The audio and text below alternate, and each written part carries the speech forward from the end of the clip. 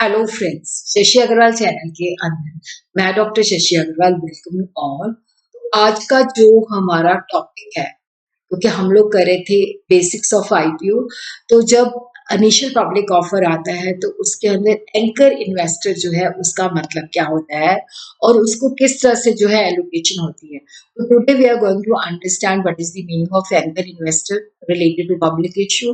और अगर वो मेन बोर्ड पे इशू जो है लिस्ट होता है तो एंकर इन्वेस्टर को क्या एलोकेशन होता है। अगर वो स्मॉल एंड मीडियम एंटरप्राइजेस पे लिस्ट होता है तो उसको क्या एलोकेशन होता है। तो ये जो टॉपिक है that is relevant for the financial services and market, उसी तरह ये capital market and security law के अंदर भी इम्पोर्टेंट है। तो सबसे पहले हम एंकर इन्वेस्टर का मतलब समझते हैं। देखो, एंकर इन्वेस्टर मीन्स ए क्वालिफाइड इंस्टीट्यूशनल पार्ट जो जब पब्लिक इशू मेन बोर्ड पे आता है तो उसकी जो एप्लीकेशन है जो वो फाइल करता है कम से कम जो है वो 10 करोड़ की होनी चाहिए। और वहां पे प्रोवाइडेड के जो मेन बोर्ड पे इशू आ रहा है that is through book building process in accordance with the regulation.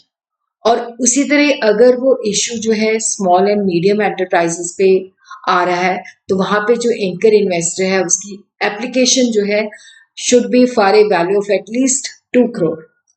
तो कुछ इंपॉर्टेंट बातें हमने जो याद रखनी है कि देखो यहाँ पे क्या होता है कि जो क्वालिफाइड इंस्टीट्यूशनल बार को जो एलोकेशन अवेलेबल होती है, जहाँ पे वो कंडीशन 1 को सेटिस्फाई करता है तो इनिशियल पब्लिक ऑफरिंग के अंदर 50% जो होता है that is issue to qualified institutional buyer.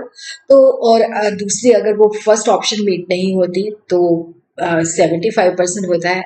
तो यहाँ पे क्या है कि जितनी भी हमने एलोकेशन देनी है क्वालिफाइड इंस्टीट्यूशनल बार को उसका अप टू 60% ऑफ पोर्शन जो है that is available for the allocation to the anchor investor. कि जो क्वालिफाइड इंस्टीट्यूशनल बार को जो पोर्शन अवेलेबल है उसका कम मतलब अप टू 60% जो है, सॉरी, वो एंकर इन्वेस्टर के लिए अवेलेबल है। और उसी तरह क्या है कि जो एंकर इन्वेस्टर को पोर्शन अवेलेबल है उसका 1/3 जो है shall be reserve for domestic mutual fund. और उसी तरह क्या है कि देखो जो बिडिंग फॉर एंकर इन्वेस्टर होती है ये इशू ओपनिंग डेट से जब रिटेल के लिए खुल रहा होता है, जब पब्लिक के लिए खुल रहा होता है तो उससे एक दिन पहले जो है एंकर इन्वेस्टर के लिए बिडिंग खुलती है। और एंकर इन्वेस्टर जो है शेल पे on the application the same margin which is payable by other category of investor. कि जो प्राइस अदर कैटेगरी के पे करे हैं वो ही पे करेंगे। अगर उसने कम प्राइस पे करी है तो वो बैलेंस जो है that has to be paid within 2 days of the date of the closure of the issue. और एलोकेशन जो है एंकर इन्वेस्टर को जिस दिन उसने बिडिंग किया है उसी दिन ही कंप्लीट हो जाएगी। That is the 1 day before the जो मतलब इशू ओपन होता है। और यहाँ पे क्या है कि जो 50% शेयर एंकर इन्वेस्टर को एलोकेट हुए हैं तो वहां पे लॉक इन पीरियड है। तो 90 days के लिए 50% के लिए 90 days की लॉक इन पीरियड है from the date of allotment. और उसी तरह जो रिमेनिंग 50% है उसके लिए जो है दैट इज 30 days। तो यहाँ पे अगर एंकर इन्वेस्टर को मेन बोर्ड पे जो एलोकेशन होती है, अगर फर्स्ट 10 करोड़ है तो मैक्सिमम 2 एंकर जो है उसको बेसिकली यहाँ पे देखो जो मेन बोर्ड पे इशू आता है तो वहां पे जो एंकर इन्वेस्टर्स होते हैं तो मैक्सिमम 2 एंकर इन्वेस्टर जो होते हैं that is permitted for application.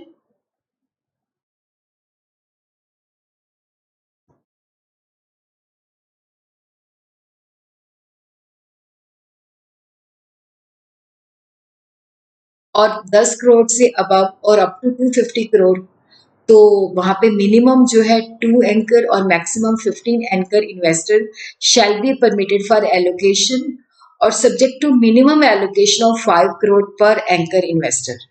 देखो अगर जो है 10 करोड़ से इश्यू अबव है या अप टू 250 करोड़ है तो वहां पे मिनिमम 2 और मैक्सिमम 15 इन्वेस्ट एंकर इन्वेस्टर्स को एलोकेशन होगी। और यहाँ पे भी कंडीशन है कि जो पर एंकर इन्वेस्टर है मिनिमम अलॉटमेंट जो है 5 करोड़ की होनी चाहिए। अगर फॉर दी अबव 250 करोड़ है तो minimum of 5 such investor and maximum of 15 such investor for the allocation up to 250 crore. और उसी तरह क्या है कि एवरी एडिशनल 250 करोड़ के लिए 10 सच इन्वेस्टर्स, चाहे वो 250 करोड़ आता है एडिशनल, चाहे उसका पार्ट आता है। और यहाँ पे क्या है कि हर एक जो इन्वेस्टर है उसको मिनिमम अलॉटमेंट जो है वो 5 करोड़ की होनी चाहिए। इसी तरह हम देखते हैं कि जो small and medium enterprises exchange पे जो एलोकेशन होती है, तो फॉर द फर्स्ट 2 करोड़ के लिए maximum 2 anchor investor shall be permitted for allocation. For above 2 crore और अप टू ₹25 करोड़ तो मिनिमम 2 और maximum 15 anchor investor shall be permitted for allocation, लेकिन subject to minimum allotment of 1 crore per anchor investor. और अगर for the above 25 crore है तो minimum of 5 such investor और maximum 15 such investor for every additional 25 crore और additional.